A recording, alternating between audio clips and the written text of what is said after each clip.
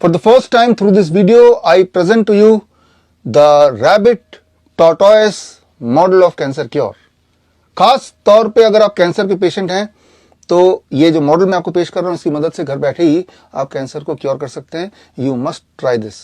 आप में से वो लोग जो मुझे पहली बार सुन रहे हैं तो आपके दिमाग में सवाल आएगा कि आप मुझ पर भरोसा है, विश्वास क्यों करें. आपके भरोसे को जीतने के लिए let me give some example. 2015 में मैंने इंट्रोड्यूस किया था द डीआईपी डाइट. आप में से लाखों लोगों ने डीआईपी डाइट अपनाया और अपनी बहुत सारी बीमारियों को ठीक किया. इवन 2018 में गवर्नमेंट ऑफ इंडिया की मिनिस्ट्री ऑफ आयुष ने डीआईपी डाइट पे क्लिनिकल ट्रायल किया और इस क्लिनिकल ट्रायल का नतीजा 2020 में आया जिसमें यह साबित हुआ कि डीआईपी डाइट से वाकई में बहुत फायदे होते हैं. यहां तक कि दुनिया का मैं पहला इंसान हूं जिसने डीआईपी डाइट के माध्यम से या फॉर दैट मैटर किसी भी थेरेपी के माध्यम से डायबिटीज टाइप 1 पेशेंट को पूरी तरह ठीक किया. Journal of science of healing outcome में इसका केस स्टडी छपा है. आप स्क्रीन पे दिए हुए लिंक में जाकर पढ़ सकते हैं. यह पहली वजह क्यों आप मुझ पर विश्वास करें. पिछले 3 साल में आपने देखा पेंडेमिक या जिसे मैं बोलता हूं प्लैंडेमिक, इसमें हमारा जो कोविड सेंटर उसके माध्यम से हमने 60,000 पेशेंट को 3 स्टेप फ्लू डाइट से ठीक किया with zero mortality, zero medicine and zero fees. Even NIN ministry of Ayush ने इस पे ऑब्जर्वेशन स्टडी किया और अपने रिपोर्ट में उन्होंने जारी किया कि इस 3 स्टेप फ्लू डाइट से किसी की मृत्यु नहीं हुई है और ज्यादातर लोग 3 से 7 दिन में पूरी तरह ठीक हो गए. कुछ लोगों को 10 दिन लग गया और कोई साइड इफेक्ट भी नहीं हुआ और आने वाले दिनों में कोविड के सीवियर केसेस में भी 3 स्टेप फ्लू डाइट को प्रपोज किया जा सकता है. आप स्क्रीन पे दिए हुए लिंक में जाकर ऑब्जर्वेशन स्टडी पढ़ सकते हैं. मेरा तीसरा जो इनोवेशन है वो है grad system. Grad system is my invention जहां पे हॉट वाटर इमर्शन का खास रोल है. Gravitational resistance and diet system जैसे हम बोलते हैं और खास तौर पे किडनी के पेशेंट जो डायलिसिस में थे अगर वो ग्रैड सिस्टम में आ जाएं या जो आ गए हमारे हॉस्पिटल्स में, हिम्स हॉस्पिटल में, उनकी डायलिसिस छूट गई, ट्रांसप्लांट की जरूरत छूट गई, उनकी दवाइयां छूट गई, वो नॉर्मल होने लगे. इस पे ऑब्जर्वेशन स्टडी हुआ पहले 100 पेशेंट पे और वो ऑब्जर्वेशन स्टडी अब दुनिया के one of the prestigious journal में उसको जगह मिल गई है. तो ये है तीसरी वजह. अब आज उसके बाद कैंसर पेशेंट्स के लिए मैं लाया हूं the rabbit tortoise model of cancer cure. इसके 4 स्टेप हैं. पहला स्टेप में हम आते हैं द रूल नंबर 1. याद रखिए हम सबके बॉडी में डिटेक्टेबल अमाउंट में इंडोलेंट कैंसर सेल्स होते हैं. इंडोलेंट क्या है? यानी कि डोरमेंट. एक ऐसे कैंसर सेल जो बायोप्सी से या पेट स्कैन में डिटेक्ट तो हो जाएंगे लेकिन जिंदगी भर आपको परेशान नहीं करेंगे. इस टॉर्टोइस की तरह जो इस बाउल में रखा हुआ है. इमेजिन कीजिए ये आपका बॉडी का ऑर्गन है. ये लंग है या ब्रेस्ट है या प्रोस्टेट है या किडनी है और यहाँ पे ये कैंसर सेल तो है लेकिन ये इंडोलेंट है. इंडोलेंट का मतलब कि यहाँ वो घूमता रहेगा, यहाँ पे बसा रहेगा लेकिन यहाँ से ना तो जंप करके बाहर जाएगा. आफ्टर ऑल टॉर्टोइस को जंप करना आता नहीं है, ना ही किसी को तंग करेगा, काटेगा वटेगा, बट यहीं पे रहेगा, आपको तंग नहीं करेगा. तो लेकिन ये भी कैंसर सेल है. इसे कहते हैं इंडोलेंट कैंसर सेल और ये कैंसर सेल 100% लोगों में होता है. इस वक्त जब मैं ये बात कर रहा हूं तो मेरे थायराइड ग्लैंड में ऑलमोस्ट 100% चांसेस है कि इंडोलेंट कैंसर सेल मिल जाएगा या फिर in case of women 39% chances है कि उनके ब्रेस्ट में इंडोलेंट कैंसर सेल मिल जाएगा या for the men specially older than 40 years of age ये चांसेस हैं 70% कि उनके प्रोस्टेट में इंडोलेंट कैंसर सेल मिल जाएगा.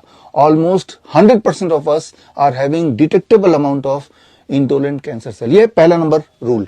अब आते हैं रूल नंबर 2 पे. रूल नंबर 2, बायोप्सी और any other diagnostics can not distinguish between indolent यानी कि कछुआ वाला cancer and aggressive that is खरगोश वाला कैंसर. खरगोश वाला कैंसर क्या है? यह है aggressive kind of cancer cells. मान लो ये आपके बॉडी का ऑर्गन है, ये जो आप देख रहे हैं बॉल, और इसमें एग्रेसिव यानी खरगोश वाला कैंसर सेल है. तो इसका बिहेवियर क्या है? एग्रेसिव है. ये एकदम से बड़ा होता रहेगा और ऑर्गन को डैमेज करेगा या ये जंप करके दूसरे ऑर्गन में जाएगा और जाके वहां वो फैलना शुरू हो जाएगा. तो ये वाला जो कैंसर सेल है एग्रेसिव कैंसर सेल यानी कि खरगोश, ये बॉडी को डैमेज करता है और इससे डेथ होती है. ये है रूल नंबर 2. और इस रूल का एक पार्ट यहां पे मैं एक्सप्लेन करना चाहूंगा. बायोप्सी जब होती है या फिर पेट स्कैन जब होता है तो पेट स्कैन और बायोप्सी ये डिस्टिंग्विश नहीं कर पाता है कि जो कैंसर सेल डिटेक्ट हुआ है वो किस नेचर का है. वो रैबिट नेचर का है या वो टॉर्टोइस नेचर का है। दुनिया में कोई भी डायग्नोस्टिक सिर्फ इतना बताता है कि आपके बॉडी के इस ऑर्गन में कैंसर सेल हैं, but is it rabbit, is it tortoise, ये डिस्टिंग्विश करने वाला साइंस अभी तक नहीं आया है। यहां पे एक इंपॉर्टेंट बात आपको समझना होगा, इसको समझाने के लिए मैं एग्जांपल देता हूं कि ये एजम्पशन मान लिया गया कि कैंसर सेल अगर बॉडी में होगा तो वो आपको डैमेज करेगा, वो आपकी डेथ कर देगा, आपको मर्डर कर ही देगा। ये एक एजम्पशन है, जबकि इंपॉर्टेंट बात है कैंसर सेल भी अपने आप में दो तरह के होते हैं, और जो पहले तरह का कैंसर सेल है इंडोलेंट, यही ज्यादातर लोगों के बॉडी में होता है। इसको समझाने के लिए मैं एक अजम्पशन लेता हूं कि इमेजिन कीजिए एक पार्टी है, पार्टी में मर्डर हो जाता है, उस पार्टी में एक अजम्पशन डाल दिया जाता है कि जो भी इंसान रेड शर्ट में होगा वही मर्डर होगा। तो पुलिस आती है, वो देखती है किसने रेड शर्ट पहना है, एक आदमी मिल जाता है रेड शर्ट वाला, तो पकड़ लेती है कि आप ही ने मर्डर किया होगा। इसको रिलेट कीजिए कि मान लो किसी वुमेन के ब्रेस्ट में लंप है, डॉक्टर बोलेगा यहां बायोप्सी करके देखते हैं। बायोप्सी करेंगे तो वहां पे बायोप्सी बोलता है कि यहां पे कैंसर सेल है, जो कि 39 to 40% चांस है कि वुमेन के ब्रेस्ट में कैंसर सेल मिलेंगे। लेकिन वो कैंसर सेल की वजह से वो लंप है, या बाय दी वो कैंसर सेल वहां पे मौजूद है उस रेड शर्ट वाले की तरह, ये डिटेक्शन कभी नहीं हो सकता। इसका मतलब यह है कि बाय द वे वो रेड शर्ट वाले की तरह जस्ट मौजूद है जहां पे मर्डर हुआ था, लेकिन उसे कल्प्रिट बना दिया गया और उसको बेस बना के ये डिसाइड कर लिया गया कि अब तो इनका इलाज होगा तभी फैसला होगा, यानी कि अब तो इसको सजा मिलने वाली है क्योंकि यही मर्डरर है। अब आता है रूल नंबर 3, वो ये कि बाय द वे अगर वो इंडोलेंट कैंसर सेल था जो कि आपके लिए बिल्कुल भी खतरनाक नहीं था, लेकिन जब ऐसे कैंसर सेल के मौजूदगी में रेडिएशन कीमोथेरेपी करते हैं या फिर सर्जरी करते हैं, तो ऐसे कैंसर सेल अक्सर एग्रेसिव कैंसर सेल में, खरगोश में कन्वर्ट हो जाते हैं। इसके सबूत अगर आपको चाहिए तो सबूत के लिए ये किताब आप पढ़ सकते हैं।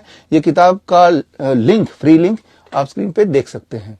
इसमें सारे सबूत पूरे दुनिया भर के मैंने इकट्ठे करके इसमें डाल दिए हैं।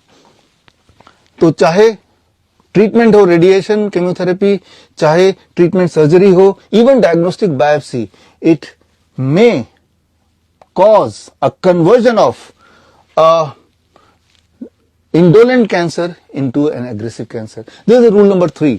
अब आते हैं फाइनल रूल नंबर 4 में। रूल नंबर 4 ये है कि मान लेते हैं कि आपके बॉडी में जो कैंसर सेल है वाकई में वो डेंजरस है, एग्रेसिव नेचर का है, जो बॉडी में फैल रहा है, बॉडी को डैमेज कर रहा है, आपको तंग कर रहा है, राइट, यही असली कल्प्रिट है।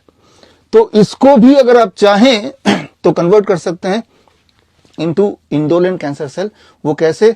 Bye resetting the body clock. यहां मैं बात कर रहा हूं 2017 के नोबेल प्राइज विनिंग साइंस का, the science of circadian rhythm.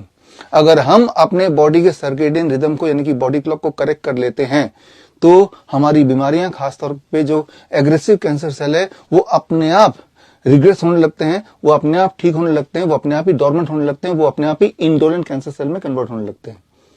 अब सवाल यह आता है कि हम अपने बॉडी क्लॉक को ठीक कैसे करें। इस सवाल के जवाब के लिए आप ये किताब मेरी पढ़ सकते हैं, cure at the rate of 0 volt. खास तौर पे इसके सेक्शन 2 पढ़ेंगे तो आप देखेंगे कि बॉडी क्लॉक को ठीक करना कोई बड़ी बात नहीं है, इवन 2-3 दिन में भी हम ठीक कर सकते हैं। हमारा जो 72 आवर क्योर प्रोग्राम है, 72 आवर, इस प्रोग्राम में रेजिडेंशियल कैंप में जो हमारे हिम्स हॉस्पिटल में होता है, उसमें पेशेंट आते हैं, हम इसी चीज पे काम करते हैं कि 3 दिन के अंदर उनके सर्केडियन रिदम को सेट करें, फिर उनको ये बताएं कि घर जाके भी इसको सेट रखिए, जिससे धीरे धीरे एक्सपेक्टेड रिजल्ट ये है कि आपके जो ट्यूमरस ग्रोथ है, जो कैंसरस ग्रोथ है, जो सिस्ट है अगर तो है, तो वो कैसे धीरे धीरे रिग्रेस होता है। तो हमें कैंसर को ना तो रेडिएशन से ट्रीटमेंट देना है, ना वो उसको कीमोथेरेपी करनी है, ना सर्जरी करनी है। हमें अपने बायोलॉजिकल क्लॉक, हमारे बॉडी क्लॉक, हमारे सर्केडियन रिदम को ठीक करना है। तो चाहे वो बुक पढ़ के आप सर्केडियन रिदम जानिए, या फिर जो बुक पढ़ के ना करने के बजाय वो हमारे मेडिकल कैंप में आना चाहते हैं, तो अगला 72 आवर प्रोग्राम जो है वो जालंधर में दयानंद आयुर्वेदिक कॉलेज के हिम्स हॉस्पिटल कैंपस में हो रहा है इसी महीने। स्क्रीन पे दिए हुए लिंक में जाके आप अपना फॉर्म फिल कर सकते हैं if you really want to participate and get the benefit of it. आगे इसी वीडियो में मैं मिलाता हूं ऐसे पेशेंट से जिन्होंने अपने आप को क्योर किया, ठीक किया from cancer using all this principle जो मैं आपको बता रहा हूं। All the best. जय हिंद।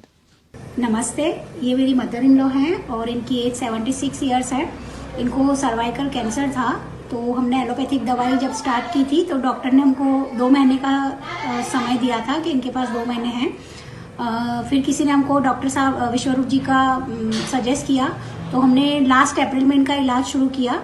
तब इनकी बीपी की, कोलेस्ट्रॉल की, एसिडिटी की और नींद की दवाई ये डेली रहती थी। 20 साल से ले रही थी। जो डॉक्टर साहब का इलाज शुरू करने के बाद 1 महीने के अंदर सारी दवाइयां बंद हो गई और इनका जो रोग था इसमें भी इनको बहुत आराम मिला है। पहले ये बेड से उठ भी नहीं सकती थी, ऐसी हालत हो गई थी इनकी कीमोथेरेपी की वजह से, खुद से अपना कुछ भी नहीं कर पाती थी। लेकिन अब डॉक्टर साहब का जो ये डाइट प्लान हमने फॉलो किया, हम लोग 100% फॉलो कर रहे हैं। इससे इनकी तबीयत इतनी अच्छी हो गई है, खुद चल के मंदिर जाती है, 108 प्रदक्षिणा करती है मंदिर की और अपना सारा काम खुद से कर सकती है।